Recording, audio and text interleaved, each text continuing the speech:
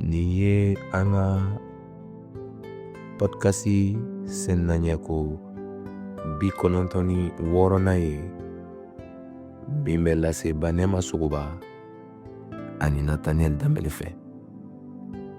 Bi tarata awirili kalo tile 29 san 2025. An ka verset kalanta bɛ bɔ Eburu kitabu la. Eburu kitabu sura 11 a verset 1. O yɔrɔ bɛ a fɔ an ye ko ayiwa an jigi bɛ fɛn minnu kan danaya ye olu jɛyali ye. Danaya bɛ fɛn yebali seereya kɛ.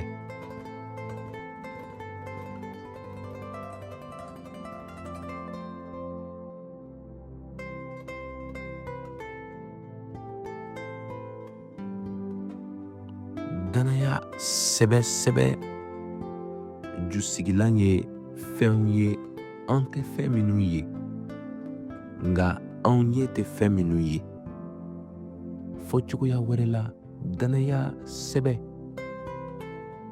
o sigilen tɛ fɛn yetaw kan nka anw tɛ fɛn minnu ye, nka an dusukun o bɛ fɛn minnu seereya kɛ.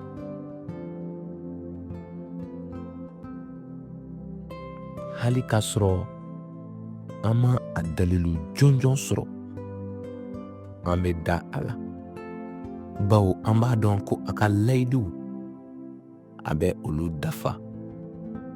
Jijali ye nin ye ko bi i ka taa ɲɛ ni jigiya ye ka i ka danaya mara hali k'a sɔrɔ i ɲɛ tɛ foyi la, kamasɔrɔ Ala ye kantigi ye k'a ka layidukanw dafa.